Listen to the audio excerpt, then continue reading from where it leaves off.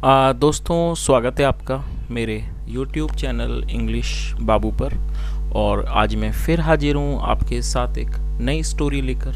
और दोस्तों आज जो स्टोरी मैं आपके लिए लेकर आया हूँ ये एक शॉर्ट मॉरल स्टोरी है। बहुत ही छोटी कहानी है, सुनने में मज़ा आएगा। उसके अलावा आज की स्टोरी में आपको कुछ नए इंग्लिश के वर्ड मीनिंग सीखने को मिलेंगे, उनकी करेक्ट प्रोनाउंसिएशन के बारे में पता चलेगा और हमेशा की तरह जो इसका ग्रामर का पार्ट है उसे डिटेल में कवर करेंगे, तो एक एक स्ट्रक्चर को आप बड़ी आसानी से सीख पाएंगे। तो चलिए दोस्तों आज की इस कहानी को हम शुरू करते हैं और सबसे पहले कहानी का टाइटल देखते हैं। कहानी का टाइटल है द केज्ड मंकी। क्या मतलब हुआ दोस्तों? CAGE केज, केज का मतलब होता है पिंजरा, और ये जो है वर्ड केज्ड ये एडजेक्टिव है। केज्ड का मतलब होता है पिंजरे में बंद। तो आप इसे नोट कर लीजिए, ये एक एडजेक्टिव है जिसका अर्थ होता है पिंजरे में कैद। मंकी मंकी मतलब बंदर। तो क्या अर्थ हुआ? द केज्ड मंकी मतलब कि पिंजरे में कैद बंदर। तो दोस्तों ये आज की इस कहानी का टाइटल है, शीर्षक है। और अब मैं इसे पढ़ना शुरू करता हूँ। आपसे रिक्वेस्ट है आप इसे कहानी को ध्यान से सुने और यदि कहानी पसंद आए तो लाइक ज़रूर करें। तो चलिए इसको शुरू करते हैं। वंस आ पुअर मैन ओन्ड आ मंकी। क्या मतलब हुआ दोस्तों? ये जो वाक्य है ये पास्ट इंडेफिनिट का अफर्मेटिव वाक्य है जहां वर्ब की सेकंड फॉर्म का प्रयोग किया जाता है।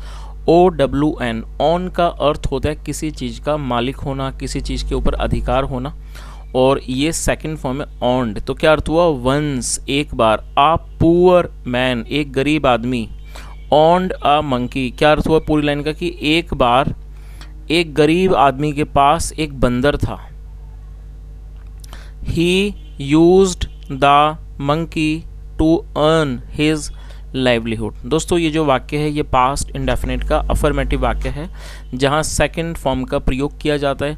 यूज का मतलब होता है इस्तेमाल करना, प्रयोग करना। Second form used.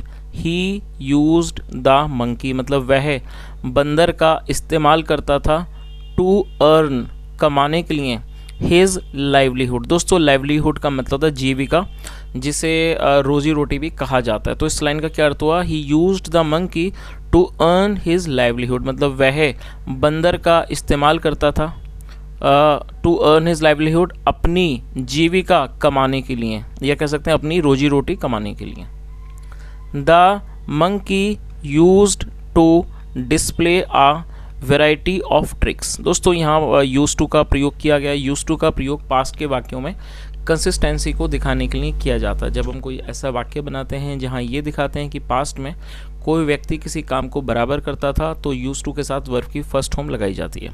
डिस्प्ले का मतलब होता है प्रदर्शन करना। The monkey use to display, जो बंदर था वो प्रदर्शन किया करता था। अ वेराइटी ऑफ ट्रिक्स अलग अलग तरह के करतबों का। ट्रिक का मतलब होता है करतब। तो इस पूरी लाइन का क्या अर्थ निकला? The monkey use to display a variety of tricks मतलब बंदर अलग अलग तरह की करतबों का प्रदर्शन करता था।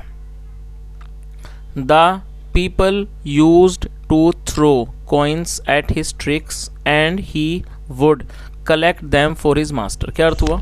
The people use to throw coins, और यहाँ भी यूज टू का प्रयोग किया गया, साथ में वर्ब की फर्स्ट फॉर्म लगाई गई है। थ्रो मतलब फेंकना। The people use to throw coins मतलब लोग सिक्के फेंका करते थे। एट हिज ट्रिक्स उसके करतबों पर।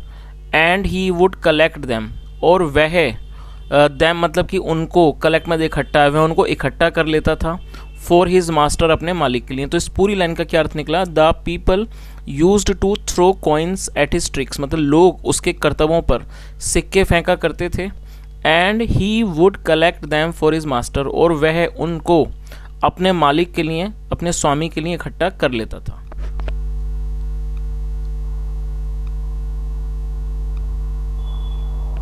वन डे एक दिन, the master took him to the zoo. दोस्तों ये पास्ट इंडेफिनिट का ही अफर्मेटिव वाक्य है जहाँ सेकंड फॉर्म का यूज़ करते हैं। टेक का अर्थ हो जाता है लेना और सेकंड फॉर्म है टुक, तो आप इसे भी नोट कर लीजिए। और जू का मतलब चिड़ियाघर। वन डे एक दिन, द मास्टर टुक हिम जो मालिक था वो उसको ले गया, टू द जू वो उसको चिड़ियाघर ले गया। There he saw a caged monkey. See मतलब देखना, सेकंड फॉर्म सॉ, देयर, वहाँ, ही सो, उसने देखा, अ केस्ड मंकी, वहाँ उसने एक कैद में मतलब कि एक कैद में मतलब पिंजरे में कैद एक बंदर को देखा। Children were giving him bananas to eat, और ये हमारा पास्ट कॉन्टिन्यूस का वाक्य है जहाँ पर वॉज वर्ब के साथ वर्ब की फोर्थ फॉर्म का प्रयोग किया जाता है। और आप इस चीज़ को नोट करें, जब हमारा सब्जेक्ट होगा आई, ही, शी, इट या सिंगुलर नाउन तो वॉज का यूज़ किया जाएगा, और जब सब्जेक्ट होगा वी, यू, दे या फिर प्लूरल नाउन तब वर का प्रयोग किया जाता है, साथ में फोर्थ फॉर्म लगाई जाती है चिल्ड्रन। और दोस्तों यहाँ पर एक छोटी सी इन्फॉर्मेशन मैं आपको देना चाहूँगा, बहुत से लोग जब प्लूरल होता तो चिल्ड्रंस का प्रयोग करते हैं, जो कि एक रॉन्ग वर्ड है। चाइल्ड होता है सिंगुलर के लिए, जब एक बच्चा है तो चाइल्ड, और जब एक से अधिक है तो चाइल्ड का प्लूरल चिल्ड्रन। तो ये ऑलरेडी एक प्लूरल नाउन है, इसमें आपको एस लगाने की कोई आवश्यकता नहीं है।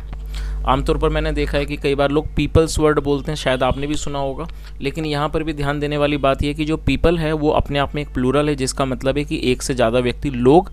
तो आपको पीपल्स लगाने की कोई ज़रूरत नहीं है, क्योंकि पीपल्स कोई वर्ड नहीं है, पीपल का मतलब लोग। तो उसी तरह से चाइल्ड का प्लूरल चिल्ड्रन, तो आपको चिल्ड्रंस नहीं बोलना है। चलिए इसको देख लेते हैं क्या मीनिंग हुआ।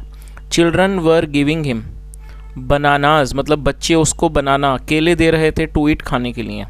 The monkey outside the cage thought, जो बंदर था आउटसाइड बाहर, the cage, the monkey outside the cage मतलब जो बंदर था पिंजरे के बाहर, थॉट, उसने सोचा, how lucky he is, how lucky he is मतलब वह कितना भाग्यशाली है, कितना किस्मत वाला है। He can get free food मतलब उसे फ्री फूड, फ्री का खाना मिल सकता है, विदाउट एनी हार्डवर्क, बिना किसी परिश्रम के, बिना किसी मेहनत के। और आप यहाँ पर इस चित्र को भी देख सकते हैं कि किस तरह से जो बच्चे हैं वो उसको देख रहे हैं जू के अंदर। चलिए आगे देखिए। दैट नाइट, उस रात, he went to live in the zoo's cage. दोस्तों देखिए यहाँ पर आप देखेंगे ये भी पास्ट इंडेफिनिट का अफर्मेटिव है वाक्य है, जहाँ सेकंड फॉर्म का यूज़ किया जाता है, लेकिन इस वाक्य में दो वर्ब का प्रयोग करके वाक्य को बनाया गया है। तो आप इस चीज़ को याद रखें, जब आप किसी वाक्य को बनाते हैं जहाँ पर आप दो वर्ब का प्रयोग करना चाहते हैं तो पहली वर्ब के बाद आपको कंजक्शन का यूज़ करना है। तो पहली वर्ब के बाद आपको टू का प्रयोग करना है कंजक्शन के रूप में, और इस बात को भी याद रखें कि जब आप दूसरी वर्ब का प्रयोग करेंगे वो हमेशा आपको फर्स्ट फॉर्म ही लगानी है। तो लिव का अर्थ होता है किसी जगह पर रहना, निवास करना, ठीक है। अच्छा यहाँ देखिए जू के बाद एपिस्ट्रोफी एस है तो जूज हो गया, जिसका मतलब काकी के, तो जूज केज का मतलब हो गया चिड़ियाघर का पिंजरा। तो इस पूरी लाइन का क्या अर्थ निकला, दैट नाइट, उस रात, ही वेंट, वह गया, टू लिव, रहने के लिए, इन द जूज केज, वो चिड़ियाघर के पिंजरे में रहने के लिए गया। ही लव्ड द रेस्ट, उसे जो आराम था, रेस्ट मतलब जो आराम था वो उसको पसंद आया, अच्छा लगा। एंड द फ्री फूड, और जो मुफ्त का भोजन था, इन द केज, पिंजरे में। तो इस पूरी लाइन का क्या अर्थ हुआ, he loved the rest and the free food in the cage, मतलब उसे पिंजरे में जो आराम था और जो फ्री का खाना था वो उसको अच्छा लगा। बट लेकिन this happiness was only for a few days. दोस्तों हैप्पीनेस एक नाउन है जिसका अर्थ होता है खुशी, जैसे HAPPY हैप्पी का मतलब होता है खुश, जो कि एक एडजेक्टिव है, ठीक उसी तरह से ये एक नाउन है। तो दोस्तों जब भी मैं आपको कोई वर्ड बताता हूँ आपने इस बात को ज़रूर इस बात को नोटिस करा होगा कि मैं आपको हर बार ये भी बताता हूँ कि वो एडजेक्टिव है, नाउन है, वर्ब है, और ये बताने के पीछे रीज़न है ताकि आप उसको वर्ड को अच्छे से इस्तेमाल कर सकें, क्योंकि जब आप किसी भी वाक्य को बनाते हैं तो उसकी आवश्यकता के अनुसार ही हमें उसको प्रयोग में लाना होता है कि यदि वो एडजेक्टिव की ज़रूरत है तो आप एडजेक्टिव लगाएंगे, वर्ब की ज़रूरत है तो वर्ब। तो इसलिए मैं आपको हमेशा कोशिश करता हूं कि मैं आपको उस वर्ब के पूरी डिटेल बताऊं ताकि आप उसको अच्छे से समझ सकें और समझ के आप उसको इस्तेमाल कर सकें। चलिए इसका मीनिंग क्या हुआ देख लेते हैं। बट दिस हैप्पीनेस, लेकिन ये जो खुशी थी, was only for a few days, वो सिर्फ कुछ दिनों के लिए थी। सून, जल्दी ही गॉट बोर्ड, और दोस्तों बोर्ड का मतलब हो जाता है परेशान हो जाना, और ये पास्ट का है तो सेकंड फॉर्म गॉट का यूज़ किया गया है। सून, जल्दी ही गॉट बोर्ड, वो बोर हो गया। He wanted his freedom back, और ये वांट की सेकंड फॉर्म में वांटेड, वांट मतलब चाहना, और ये पास्ट का ही अफर्मेटिव वाक्य है, और फ्रीडम का मतलब होता है आज़ादी, स्वतंत्रता।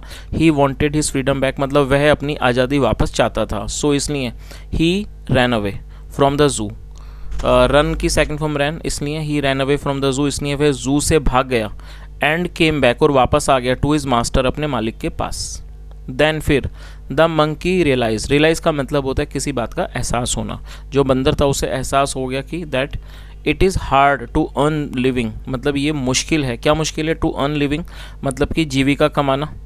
बट लेकिन it is even harder to sit idle, लेकिन खाली बैठना उससे भी ज़्यादा मुश्किल है। तो दोस्तों ये जो लाइन है बहुत ही ज़्यादा अच्छी शिक्षा देने वाली है। इसको दोबारा से एक बार देख लेते हैं क्या मतलब हुआ, कि उसको क्या रियलाइज़ हुआ, that it is hard to earn living but it is even harder to sit idle, मतलब कि आजीविका कमाना मुश्किल है लेकिन खाली बैठना, सिट आइडल मतलब खाली बैठना उससे भी ज़्यादा कठिन काम है।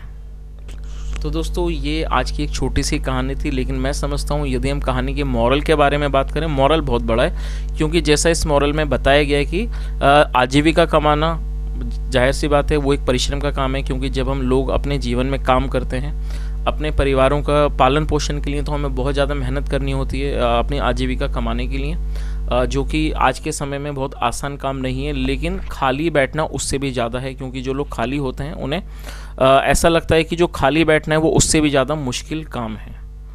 तो दोस्तों मैं समझता हूँ कि इस कहानी का फिर यही एक मॉरल है कि हमें अपने हाथ पैर चलाते रहना चाहिए, मेहनत करते रहना चाहिए, ताकि हम अपनी लाइफ को भी अच्छे से गुजार सकें, क्योंकि यदि हम मेहनत नहीं करेंगे तो जीने में भी कोई मज़ा नहीं आएगा। So friends, this was the story. If you really enjoyed the session today, please like this video and share this video with your friends. And apart from this, I have this request from you that please subscribe my channel, because I see a lot of time you guys just watch my videos, but when it comes to subscribe the channel, you guys just do not support me. I do not understand what's the reason. Maybe the reason is that maybe I am not able to provide you good content. That may be the reason. So if this is the reason, you please let me know what are the things that you want me to improve. I will definitely improve if there is some problem, because कई बार मैं देखता हूँ some of you told me that there is some buzzing sound or there was some problem in the sound. So whenever you tell me, I always try to do some troubleshooting, so that whenever there is a problem in the sound I can correct that. So in this video also please let me know if there is problem in the sound or not.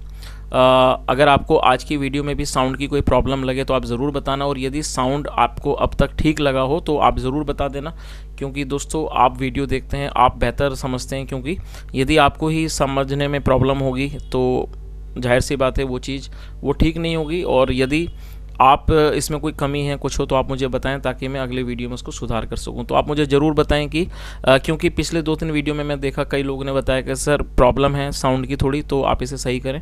तो आज के video में कैसा sound था आप मुझे इस बारे में ज़रूर बताएं। सुनने के लिए thank you so much. Have a nice day and bye.